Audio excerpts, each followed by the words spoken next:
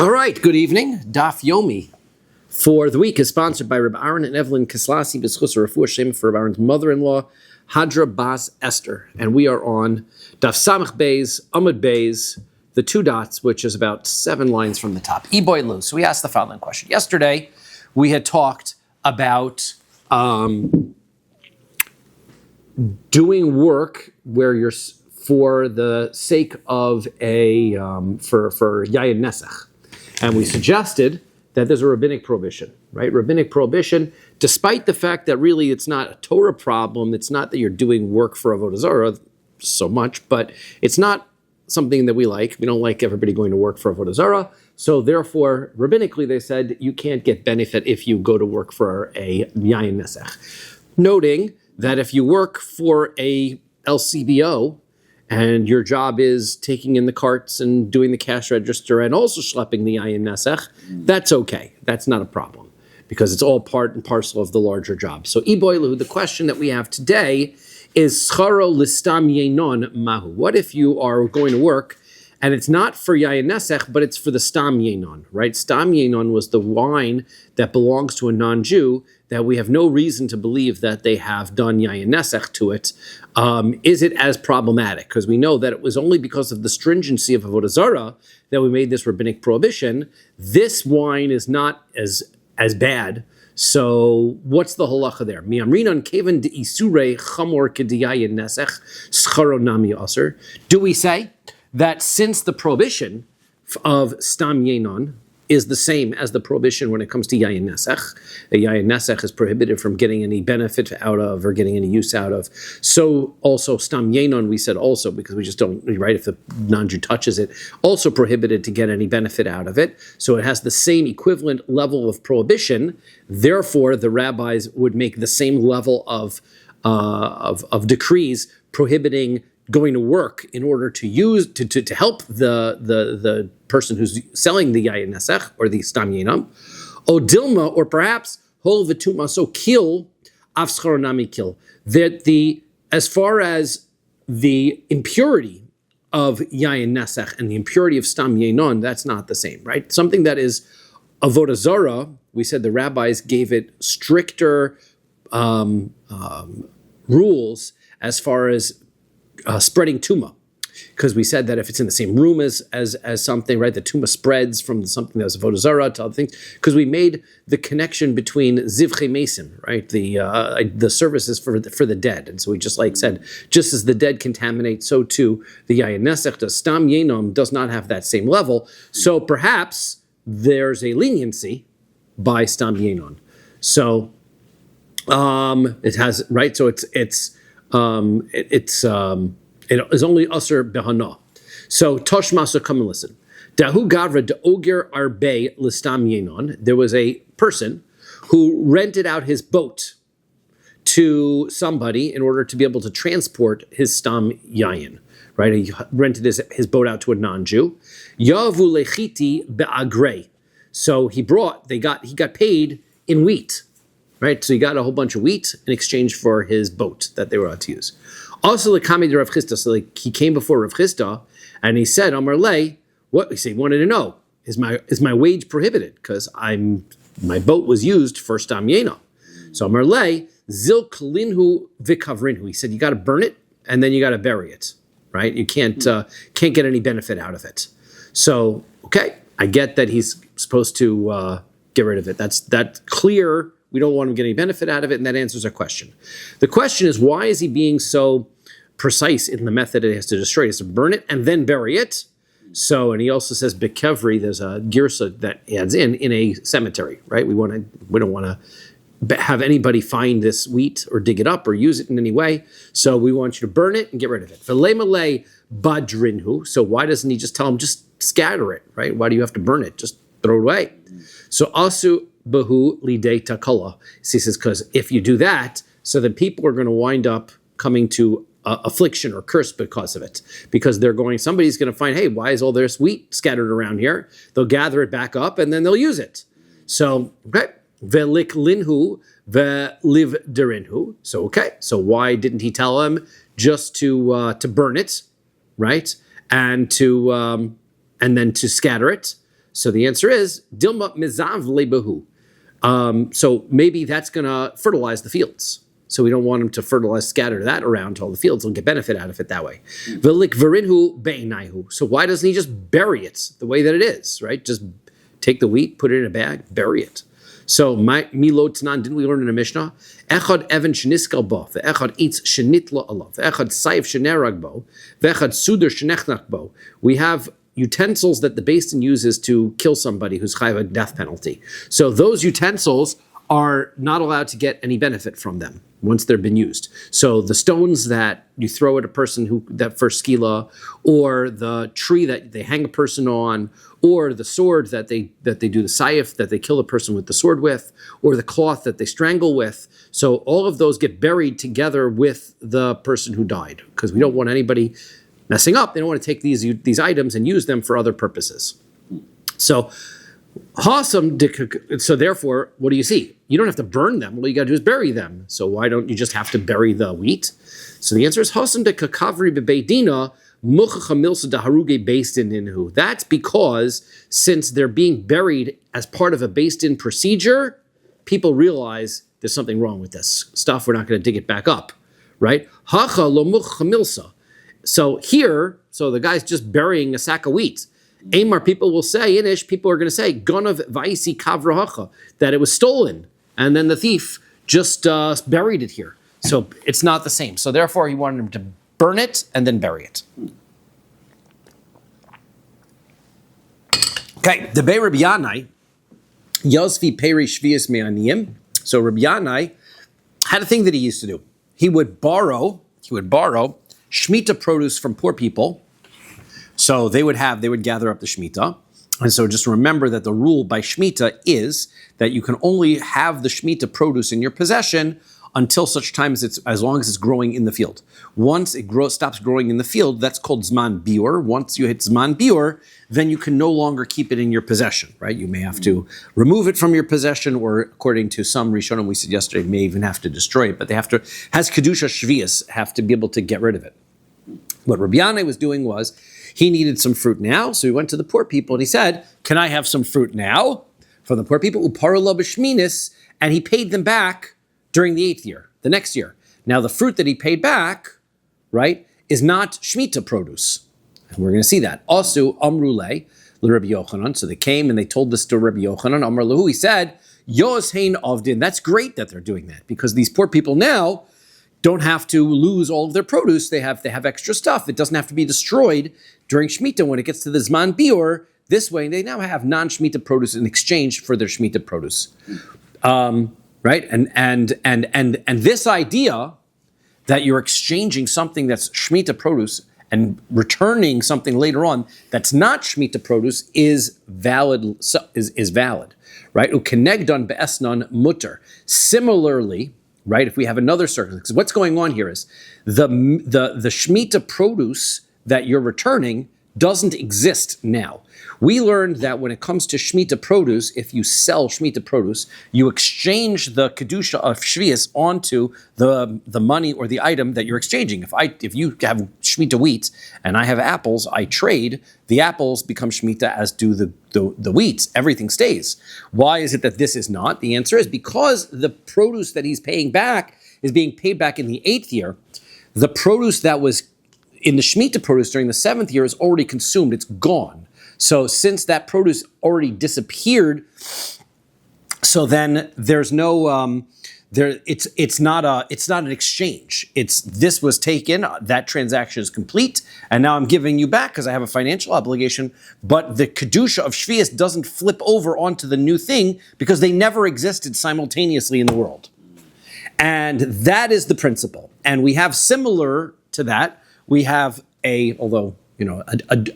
different halacha sort of goes the opposite in terms of, piety, but as far as practically speaking, the same would apply. Let's say somebody has a prostitute payment, right? So the halacha of a prostitute payment is that anybody who pays for prostitution cannot use that money to donate to the Beis HaMikdash. That money is now ruined, cannot be used to the Beis HaMikdash. Okay? But what happens? Did Tanya learn in a brisa? Nasan law velo bala. Let's say he pays her but they never have relations. Or he has relations and he doesn't pay her. Okay, then, because later on, he comes back later and he pays her. As na mutter, the payment is now permissible because the payment was not existent at the time of the prohibited act. Therefore, it's not considered an exchange, right? In order for it to be prohibited, the act has to be occurring simultaneous to the transfer of the item to make the item prohibited. Since the item that is being given to her and the act are happening at different times, either the item was given to her too early or the item is given to her too late, they're not connected. And therefore, you can use that as service in the Beis HaMikdash. That's the same thing as the Shemitah. Right, we see the parallel to Shemitah. Nasan lo v'lo ba'aleha pshita. Right. Well, if he gave her the money, but he never had relations with her, that's obvious, right? Then there's obviously nothing to talk about. They didn't do an avera. Kevan to lo ba'aleha matana b'yamahu. If they never had relations, so then all he did was give her a nice present, right? Right. Ba'amahu d'yayvla vetu. And furthermore, ba'aleha v'lo nasan lo. Let's say they have relations and he never pays for it. Halo yahiv lo v'lo midi. So then, what's the problem? There's no money here, right? He never gave her anything. If he never paid her, so then what are we talking about? That the payment can now be given to the Beis HaMikdash? There was no payment. Ella hachi kamar. This is what the brisa means to say.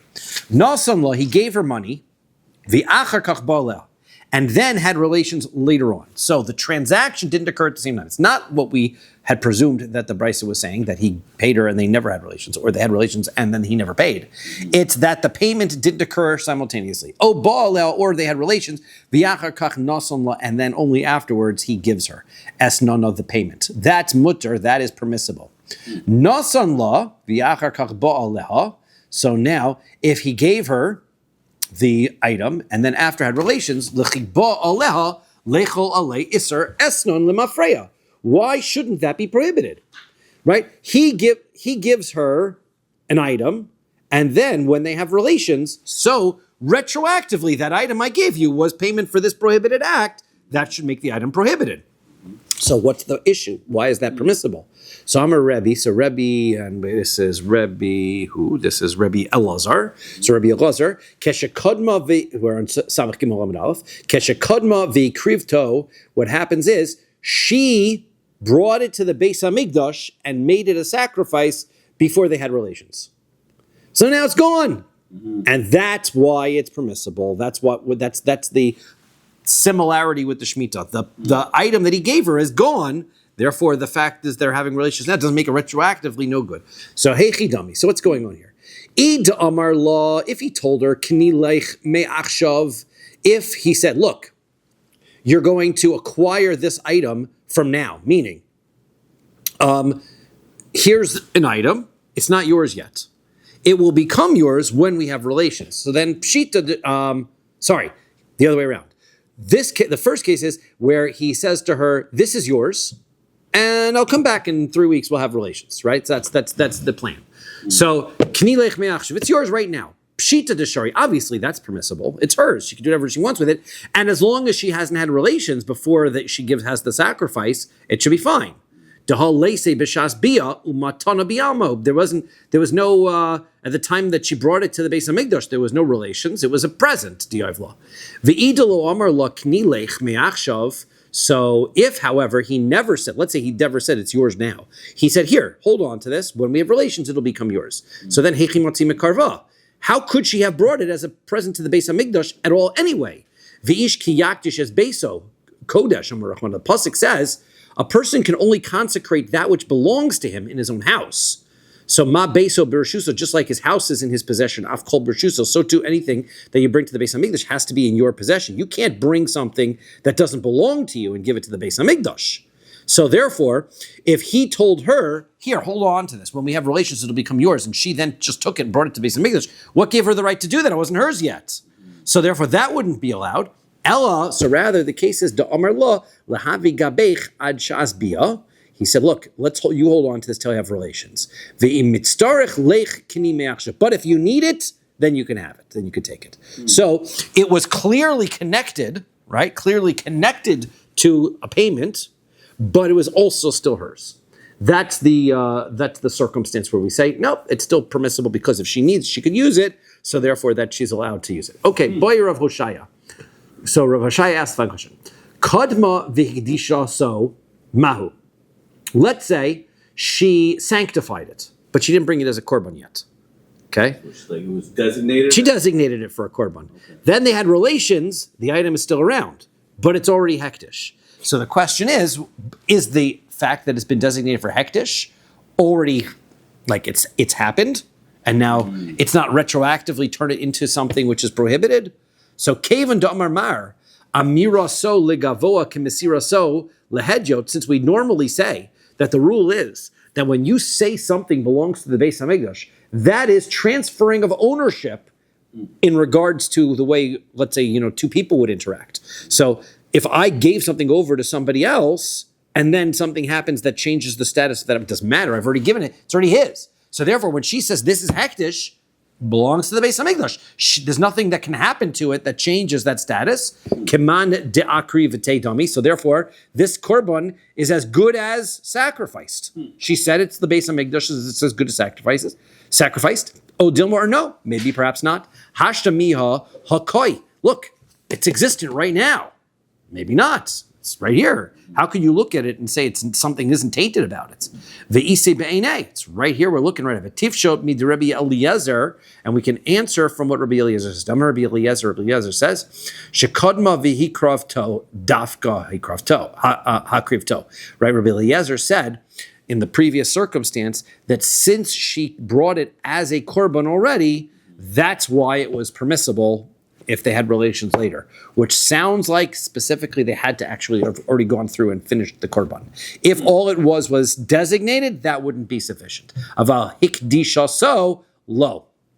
So, however, if all they did was consecrate it, that would not be enough. Rabbi Eliezer gufe kami boile, because Rabbi Eliezer. So the question is that does that prove it? In other words, Rabbi Eliezer says no, it's got to be brought as a korban. Well, Rabbi Eliezer himself might have had a question. My mifshat. So what was the answer? Pshitale l'Rabbi Eliezer dahakriva so davka aval hikdisha so lo. This whole thing was really a question to Rabbi Eliezer as well. Was it that Rabbi Eliezer had answered it and said, no, I know for sure that the only circumstance that it's permissible is if it was already brought as a korban, and that's that. But if she designated it as a korban and it was still around, that would be prohibited because it's still in existence during the relations. O Dilmor, perhaps, that if all he was sure about was the halacha of what would happen if he brought it as a korban. But he wasn't sure what the halacha is if the circumstance is that he made it hektish. And therefore we have to go stringently and not bring it as a korban, but we don't know necessarily if that's the halacha, so teku. So we don't really have an answer to that point. We don't know what Rabbi Eliezer's point was. Okay. Back into what we were just talking about. The other side of the case was he had relations first, and then comes back later and gives her the payment. Those two are separate things, so therefore the payment can be delivered to the Beis HaMikdash. Uramini, we have a contradiction to that though. Right? If he had relations with her and then he comes back to pay, even if it's from now for 3 years, as nona osir, the payment is prohibited, cannot be used for something holy. Amar Rav Nachman bar Yitzchak, Amar Rav Chisda. Rav Nachman bar Yitzchak says in Rav Chisda lo kasha, it's not a problem, not a contradiction between the two, because ha de Amar his ba'ali li betlezeh, ha de Amar la his ba'ali betlestam. It depends on how he presented it. If he said, this sheep is going to be your payment, it doesn't matter when he delivers it. That sheep is attached to the act. However, he says, I will pay you a sheep for relations, then it's not any sheep. There's no particular sheep. So therefore, no sheep is connected to it. When he comes back later and gives her a sheep, it's not directly connected to the Avera. V'chi amar la bitlazeh maihavi. Okay, you're telling me that just because he says this sheep, that makes it connected to the Avera. Who cares that he promised her this sheep? At the end of the day, it wasn't her sheep during the time they were having relations. And then only later on did he give it to her. So why are they connected? Ha mechser meshicha Because why isn't it in her possession? She never did a kinyan on it. In order to own something, to create an acquisition, the person has to do some kind of act to it of ownership, lifting it up, pulling it towards you, showing ownership over it. If a person doesn't take any action to the item, then the transfer hasn't occurred. So if she hasn't done any transference, who cares? He says, I'm going to pay you that sheep over there that I have. I'm going to pay you that. That's nice, but it's still his until he brings it over. So the answer is, Bezona avodos kochavim. We're talking about a non-Jewish prostitute. De lokanya b'meshicha. Non-Jews don't acquire things the same way that Jews do. Jews acquire things through picking something up, transfer. Non-Jews transfer ownership through payment. When you go to the supermarket and you hand them the money, then you have purchased the groceries, because that's how non-Jews acquire. Once the money is transferred over, that's the transference. If you go to a Jewish grocery store, you hand the money, and then you take a look and you say, I don't like these pears, right? I changed my mind, but I never picked them up. The transaction is nullified and he has to give you the money back. The transaction is not final until I take the pears and put it in my basket. Okay?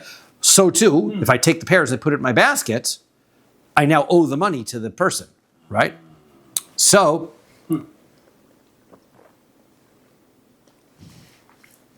once they commit the act of relations, then the sheep is hers, because that's the payment for the sheep.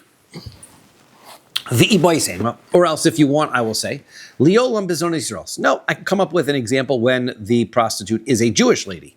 Ukegon dekoy bechat. What happens is the sheep is in her courtyard, right? Even though she does not holding on to it, your courtyard, your house, your area can acquire, is considered like your yad, your hand. So it's as though it can acquire things on your behalf.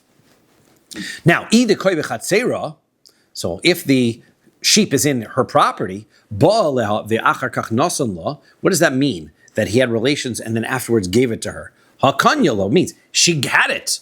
It was in her courtyard. What does it mean? He happened to get it. He doesn't have to give it to her. It's already there. So lo tzricha. No. What happens is deshavya niala apotiki. What he did is he said this sheep is designated as like a guarantee. This sheep is a guarantee. To Amar la, because what he says to her is imaisina lech zuzi. Mikan ve'ad yom ploni. I've got until next Tuesday to pay you, right?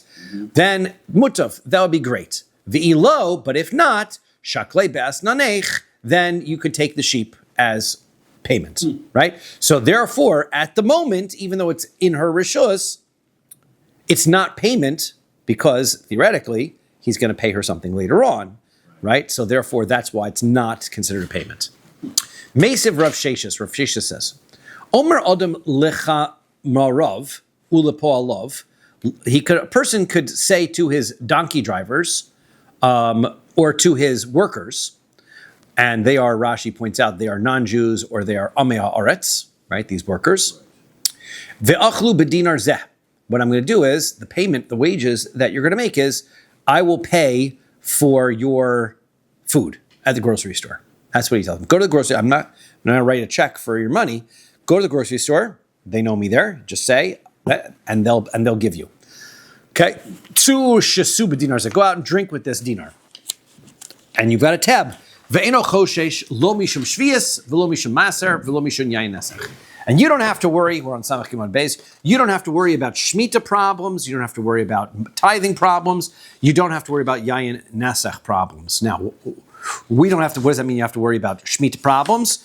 The Shemitah problem would be that this fellow is going to go purchase. He's going to go into the store and he's going to buy Shemitah produce. Now, the possibility is,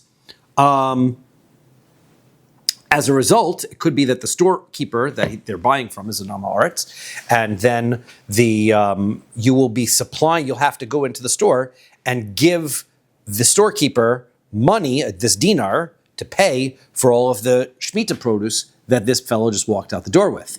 The halacha, we said, you can't do business, large amounts of business with Shemitah produce. What we've essentially just done is a large amount of business. because this guy just went into the store, bought a bunch of Shemitah produce, and I just walked into the store and paid for a whole bunch of Shemitah produce, and I handed it over to this fellow, so I can't give an Amaretz. Rashi says in Masechah Sukkah, more than 3 meals worth of money for Shemitah produce.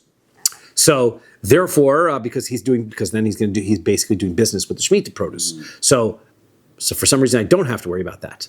V'lo mishum maser, I don't have to worry about the Meiser payments. But now, what does that mean? Because the Amaretz might go to the store and he might buy untithed produce, right? And then this fellow, what comes out of it is that when he is paying for the produce, he's essentially buying untithed produce to give to his worker, and then his worker is eating it untithed, which is an Avera.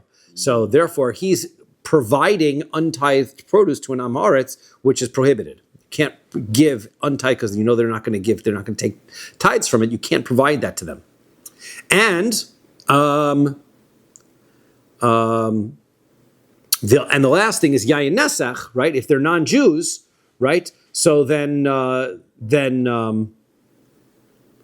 what's happening is the non-Jew's going to go to the store and the non-Jew's going to buy Yayin Nesach and drink it. That's fine, right? He's not Jewish. What difference does it make? The answer is, I can't get any benefit from Yayin Nesach. I just paid him wages in Yayin Nesach, right? Because I owed him a dinar, but now he just bought Yayin Nesach with it. So now I don't owe him a dinar because he used Yayin Nesach. So I just got benefit out of Yayin Nesach, right?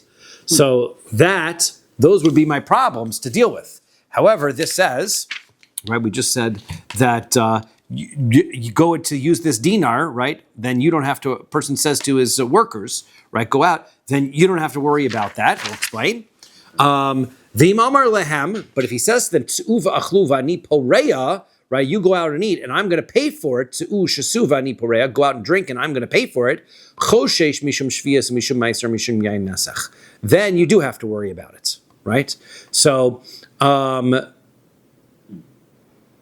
right, because in that circumstance, there's two different things, right? One is where because the storekeeper is giving over all of the stuff to the worker, and then you come in later and settle the tab, right? Those two steps are separate and distinct one from another, right? Versus if the person says, I will come and I will buy it, well, that means that I'm going to buy it, and then it becomes my produce, which then I'm handing over the Yayin Nesach, or handing over the Shemitah, or handing over the Meiser, the Tevel to the worker. Then it becomes my problem. So now, Alma ki kapara dmei iser kapara, right? So that means that what's happening here is when he's paying he's paying for the prohibited item. So Hanami ki kapara dmei isura kapara. So why isn't it any different where this, I think we're back to talking about Rabbi Yana, if I'm not mistaken, that when he was paying back the Shemitah, when he was paying back on the 8th year, why isn't it considered that he is paying back prohibited item, meaning it was a Shemitah, so now you're coming back and returning post-Shemitah exchanged produce, which should be prohibited for you to use. So the answer is, right, Tirgama Rav Chisda explained the circumstance, Bechenvani hamakifo demishtabid le. So he says, what happens is, the storekeeper in this circumstance, he keeps a regular tab. And as a result of him keeping a regular tab, the storekeeper basically has a lien on this landowner's property. So therefore, the reason why it's problematic is because it's as though he's collecting the money immediately, right? He's already, because as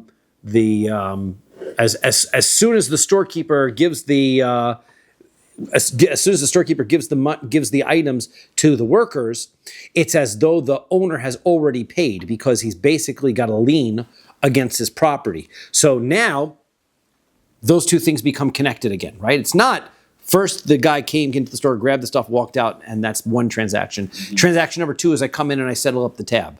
No, this is one transaction. He comes in and he takes all the produce out of the store. So now it costs $500. He now owns $500 mortgage on my house. So I come in and I settle up the tab. I'm basically buying off the mortgage that he has on my property. That's why it's different. De kevan de urche leukve konile dinar gabe. Because since this is his normal procedure, that's the normal procedure, then it's like he has a, he's actually, it's like the money is being transferred immediately. Aval chenvani shein makifo mai. What would be the case of a storekeeper if that wasn't the normal procedure, right? Let's say he just told the guy, give him the stuff and I'll settle up the tab later, and they have no agreement that he's loaning. So then mutter. So then that would be permissible. That wouldn't be a problem. It would be the same thing as what Rabbi Yana was doing. Ihachi, if that's true, adatani. So what does it say?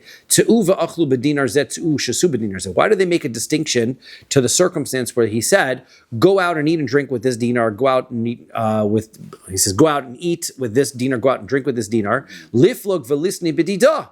Why do we need two separate cases, right? Where one he says, I'll settle, one where he says, go out and I'll pay for it, or go out to the store and use my tab. Why do they make two different cases? Why not just say in the one circumstance? When is it that you would have a problem with the storekeeper giving the produce? When the storekeeper has a regular running tab and he has some kind of a lien on his property. But if there's a storekeeper who doesn't have any kind of lien on it, so then it would be mutter, then it would be permissible, right? Why not specify it that way? Why change the case? Just say, within this case, you should know the only reason why it's prohibited is because it's as though the transaction is happening immediately. And furthermore, chedvani she'in makifo mi lo mishtabid. Is it true? What about a storekeeper? Isn't it true that if a storekeeper doesn't have this regular practice to keep a tab, he is still got some kind of a lien against the person? Didn't Rava say, if somebody says to his friend, Tain mona leploni, v'yiknu kol nechasai loch, kana midin ariv. Let's say a person says, do me a favor, loan so-and-so $100, and then my property is going to be on loan to you, a lien on you, right? So that is a rule called an ariv, a guarantor. That's essentially a guarantor kind of a contract. That transaction is like, even if it's a one-time transaction, you basically have a lien on his property now, right? That's the same thing the store owner is doing. Even if the guy says, you know what, give these guys the stuff, I'll come in, I'll pay for it tomorrow. Even if he doesn't do that ever except for one time, nevertheless, he's basically being a guarantor, right? El Amarava, Rava says, Loshna makifo, Loshna she'en makifo. It doesn't matter whether there's a normal tab. It doesn't matter whether there's not a normal tab. Avagav de mishtabed le, kevan de lo miyachid shibudei, lo mitzer. So he says, since he has not specified and said, this section specifically is yours, there's not a real transaction going on there, right? He's just saying, okay, I owe it to you. You have some kind of vague lien on my stuff, but it's not specified, right? Right. Therefore, it's not as though he's when he's coming over, he's just exchanging and saying, "Here, I'm buying my property back." He's actually paying. It's a new transaction. So he says, "Okay, well, so then."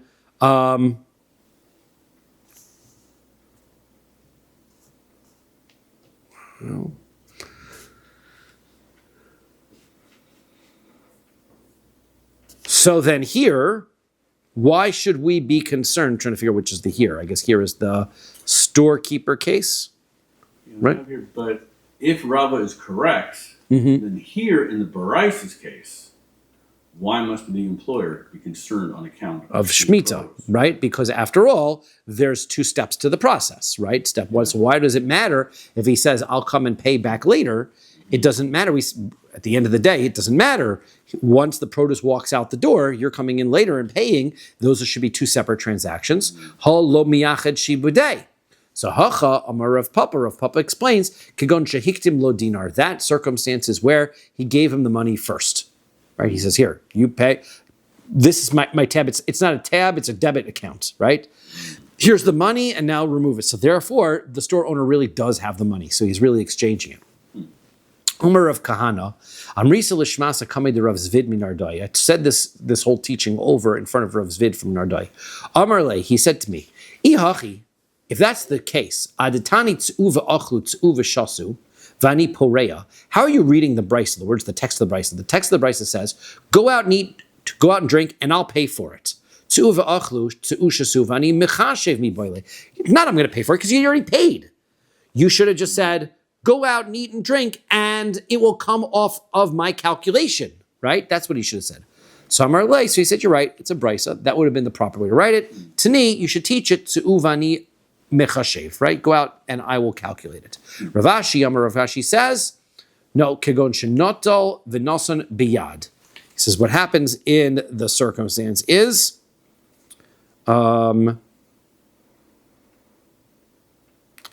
this circumstance where the store owner does where the boss has to worry about it is he actually went into the store, and when the workers are taking their groceries, he paid for the groceries, took the groceries and handed them to the workers. That's why it became problematic, right? Because he actually handed the groceries. That's where all the problems of Shemitah, handing them Shemitah produce, handing them the Meiser, because he actually paid for it and handed it to them. Amar le Rav Yemar le Rav Ashi. So Rav Yemar says to Rav Ashi, Hachi, if that's the case, if that's how you're understanding the brisa, tzuva achlu tzuva shasu, what did he say? Why is he saying go out and eat and go out and drink? Tuluva achlu tuluva shasu mi baile. He should have said, here, take this, eat it, take this and drink it, right? So Amar le, he says, yeah, you're right. You got to read the brisa that way. Tani tuluva achlu tuluva shasu, right? You should take it and drink, take it and eat it. Okay, Yosef Rav Nachman ve'ula ve'avimi bar Papa. So Rav Nachman, Ula, and Avimi bar Papa were all sitting together. Yosef Rav Chia bar Ami gabayu, and Rav Chia bar Ami was sitting in charge of them. V'kami boilu, and he was asking them, Scharo lishbor biyayin nesech mahu. Let's say he hires somebody to destroy yayin nesech, right? We said you can't work for yayin nesech. What if the guy's job is to destroy yayin nesech? Can he get paid to do that? So miamrinon kevan derotze b'kiyumo aser. Is it that, well, the guy wants the yayin nesech to exist because the more he destroys, the better he gets paid, right? So therefore, that's why it's prohibited. O dilma kol lemute tifla shapir dami. The more wine gets destroyed, the more yayin nesech is destroyed, the better. So therefore, let him get paid to do it. So Rav Nachman says, Yishbor v'tavo of bracha. Let him break it, and he should to have all the blessings, right? Take the money, it's okay. Let's say this supports his position. Ein udrim im ha'ovi kochavim b'kil ayim. You're not allowed to hoe, right? Help to grow, create this airspace for the crops to grow, but with an idolater, when he's growing wheat and grapes together, prohibited to grow. And so now the Jews got a job to hoe and to set up the crops. You cannot get paid. Whoops, I bumped the camera. You should, right? Don't do that with a non-Jew. Aval, okrin imo kedei lemeute es ha tifla. However, if you get paid to tear it out, well, that's okay. So therefore, you see that supports him, right? Because you're getting paid to destroy the Avera. Nobody wants the Avera to exist. So who is the opinion who holds that the existence of wheat and grapes growing together is problematic? Savrua Hamani, we thought, who is this like? Rabbi Akiva. It's Rabbi Akiva's opinion. Da'amar Mekayim b'kilayim loke. Somebody who allows kilayim to grow gets malchus, right? Locus, it's a lav shem b'maisa, right? But if there's a prohibition, allowing the produce to stay gets malchus. Titania Werner Brisa. Hamenachish v'hamechape b'kilayim loke. If somebody weeds or he puts dirt over the roots in order to help the kilayim grow, he gets malchus. Rabbi Akiva says, af hamakayim, even somebody who just lets it grow, just letting it grow is an isser, and you get malchus for it. So my time to Rabbi Akiva, what is Rabbi Akiva's logic behind that? Amar Krula Pasuk says, Sadcha lo sizra kilayim, right? You're not allowed to plant kilayim in your field. Ainli ela zoreya, so that means I can't plant. Mekayim minayin, where does he know that even letting it stand is prohibited? Talmud Lomar, the Pasuk says, lo kilayim. Now the Pasuk doesn't actually say lo kilayim.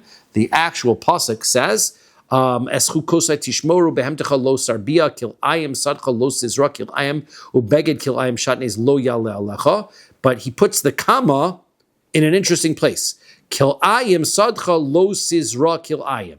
So right, if you put the comma after kil ayim sadcha, then it says lo sizra kil ayim, right? And then if you put it after the lo, kil ayim sadcha lo, you cannot have kil ayim in your field. So he allows you to put the commas in the different places in order for both interpretations to exist. So that's how Rabbi Akiva knows. Now, v'ilu lemute tifla shari. So now, if it was true that destroying and removing this bad produce was permissible, so lemute tifla shari lo hamani. So he says tifla shari. Right now, if that's what he's saying, so since there's a prohibition, we got to get rid of it, right? He's saying the fact that you have an obligation to get rid of this kilayim doesn't stop you from getting paid to pull it out. We don't say he wants it there so that he can pull it out. That's not a problem. So therefore, even though it's prohibited, you can't keep it there. It's nevertheless permitted to get paid. So that's a proof. So no, that's not a proof. Hamani Rabbanani. This could be the Rabbanan. And the Rabbanan say there's no prohibition against letting it sit there. There's only a prohibition against helping it grow. Therefore, it's not at all similar to the Yayin Nesach case where you have to destroy it, because the kilayim you don't have to destroy. So Rabbanan, if it's the rabbinic opinion, my iria okrin afilu kiyumi nami shapir. So he says, why does it say that they're allowed to get paid in order to be able to uproot it? He should be able to get paid in order to be able to let it stand. What's going on here? The guy's working for free. That's what's happening here. So therefore, the fact is that Rabbi Yehuda, it's Rabbi Yehuda's opinion. To Amar, Rabbi Yehuda says, "Litain lahem matnas chinam aser." You're not allowed, in order to prevent Jews and non-Jews becoming too close friends. Jews cannot give a gift for no reason to a non-Jew, right? Can't give him a birthday present or things, according to Rabbi Yehuda, right? Don't give him a present because it'll make you friends with them. So therefore, since that's the case, this guy's working for free. Well, you have no right to work for free for him. However, if it's to destroy kilayim, then you can. That's what the Rabban's point is. Neither Rabbi Yehuda nishma Rabbi Akiva lav Rabbi Yehuda aser litain lehem matnas chinam. Now, if that's the case, that you're saying this is Rabbi Yehuda's opinion, so does that mean you're deriving and presuming that Rabbi Akiva doesn't hold of this idea that Rabbi Yehuda has that is prohibited to give presents of amute tifla shapir dummy? But according to Rabbi Akiva, right, it's because you're allowed to get paid in order to remove something, even though it is prohibited to keep it in the first place. So the answer is Rabbi Akiva nami. Rabbi Akiva, no, he also agrees to that. Afa gavdam Rabbi Akiva hamakayim b'kilayim loka l'mu'ute tifla shapir dami. Right? He says no. What Rabbi Akiva is saying, even though, right, everybody's allowed to get paid for this, right? According to the Rabbanan, even though you're not allowed to give a gift, you're allowed to get paid to do this. According to Rabbi Akiva, even though you're not allowed to let it stand, you're allowed to tear it. You're allowed to get paid to tear it up. The two low median. There's nothing more to say on this matter. Although we'll continue a little bit, but not on this point. Hadar yasvi v'kami ba'eluhu. So fine, they were all sitting around. They were still talking, and they asked the following question: what happens if a non-Jew sells an idol to another non-Jew? Is the money, like we have by hektish, like the money transfers, is the new money that the money that he sold the idol for, does that money become Avodah Zara or not? Does the Avodah Zara transfer over to the money that he sold it for by a transaction with an idolater? So Amar Lahu Rav Nachman. So Rav Nachman said, "Mistavra dmei avodas kachavim biyado v'kachavim mutarin." It sounds logical and reasonable to say that the money, that what happens when an idol worshiper sells his idol to somebody else, the money that he receives is permissible. Midahanhu da'asul kami de Rabbi Baravua, because of these folks that came before Rabbi Baravua, and they were going to convert. And Amar Lahu, he told them, "Zilu zevinu koma de islechu vetu is gairu." First, you got to sell all of the items in your possession, and then convert. Why? Because if you've got anything in your possession that's idolatry, once you convert, you can't get any benefit from it, and it has to be destroyed. So therefore, what you should do first is sell everything that you have that has any contamination or connection to Avodah Zara, then you'll have money. Then you can convert, and the money's fine. What that shows you is that the money is fine. The exchange, the money would be fine. So that's their proof, right? The exchange money is fine. And they can use that money to buy their tefillin. That's correct. All Yeah, all the absolutely other right. they're gonna have. Trade off. Trade off your Avodah Zara. Upgrade. What is that like? Right, your trade-in value, right? Exactly. My time. What's the reason why they can do this? Mishum de kasaver, because he holds demei avodas kachavim biyad ovei kachavim mutarin, that the idol worshiper who sells his idol and then gets new money in, that money is permissible. Yeah, but Vidilma Shani Halsam, maybe that's completely different. Dekevan dedate liaguri. These were people who were looking to convert, right? Remember that idol worshippers have the ability to nullify idol worship. Maybe the reason the money was permissible is because they could say, we want to nullify it, make it not idolatry. So vadai batla. These people, the reason isn't because the money doesn't, when the money gets sold, the money doesn't receive the problems of Avodah Zara. It's that they nullified it. They sold it to say, we don't want to have any part of this. And that's why it becomes permissible. Ella, so rather mehacha. It's going to come from here. Yisrael shahad no sheba ovi kochavim moneh. Let's say a Jew lent, he's trying to get money from his non-Jew. He's trying to collect a loan from a non-Jew. Umachar avodas kochavim, and so the non-Jew sells his idol in order to pay back the loan. Vehevi lo, and he gives him the money. Yayin nesech, vehevi lo, he sells yayin nesech, and he comes. Now, the Jew can't get any benefit from these things. Mutter, these are fine. So why is that fine? Presumably, we're going to say that proves our point. It's permissible because once you sell it, the new money that comes in is not Avodah Zara, doesn't transfer over to the new money that comes in. Aval, however, im amar lo hamtein li ad she'em kor avodos kochavim. However, he says, you know what? I'll pay you back. Just give me a second. I'll go sell my idol. Ve'evi lach, and I'll bring you the money. Yayin nesech. I'll hang on a second. I'll go sell my yayin nesech ve'avi lach, and I'll bring it to you. Then also, then that will be prohibited. Now, why is that prohibited? We'll discuss that. So, maishna reisho, maishna sefer. What's the difference between the two cases? Some are Rav Sheshes says, Seife mishum dahavale ki rotze b'kiyumo. The end case is the non-Jew wants to keep it, right? He wants to be able to keep established it. Now, because he's the problem is going to be that the Jew, now that the non-Jew told the Jew where he's going to get the money from, the Jew wants the idol or the yayin nesech to remain in existence, right? Because where's he getting his $100? Right? Guy says, hang on, I'll go sell this idol. Well, if the idol now falls off a cliff, he's not getting his $100. So therefore, the Jew now wants the idol. That's where the problem is. The Jew can't want the idol. It's not that the money that gets transferred over is problematic. It's just that you cannot have a Jew being in a moment where he wants to preserve the prohibited item. Now, v'chi rotze b'kiyumo kahai gavna mi aser. Wait a second. Is the Jew wanting it to remain established in this sort of a circumstance, is that really prohibited? That's not. We learned in a Mishnah. Gerva ove kochavim shiyarshu avihen ove. Let's say you have a convert and a non-Jew. Their father dies, right? So they come to inherit.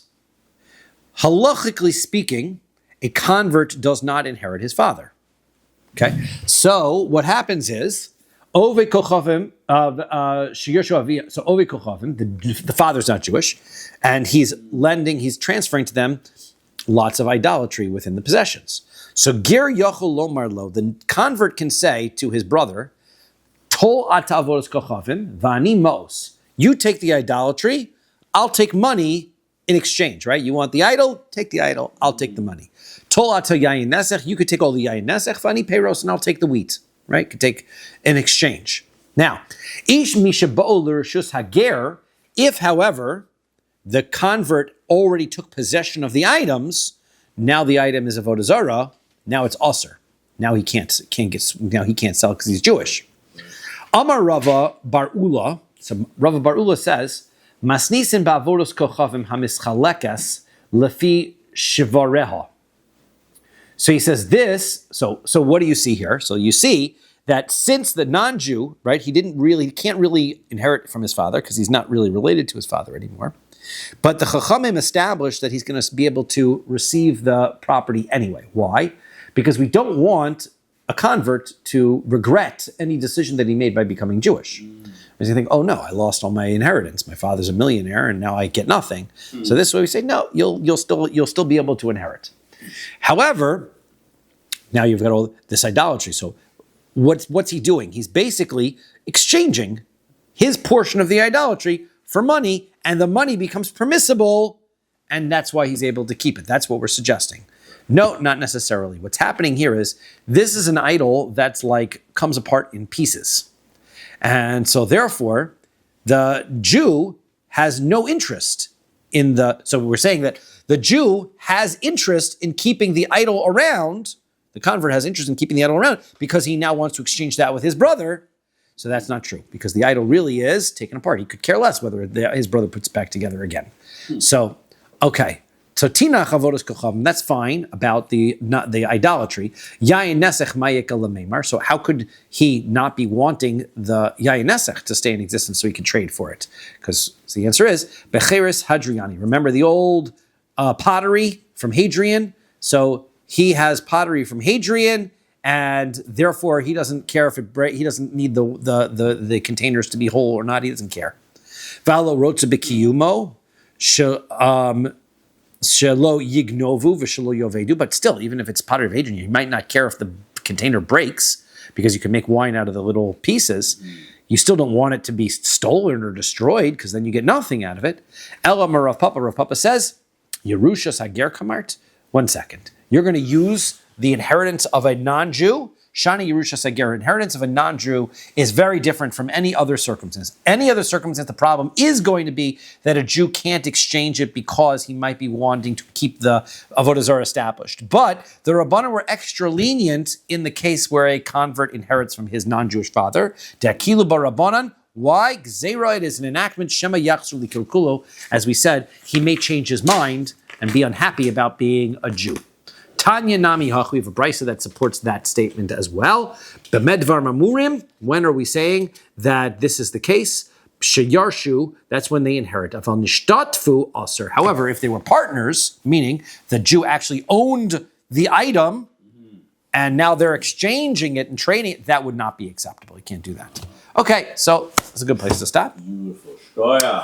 Wonderful.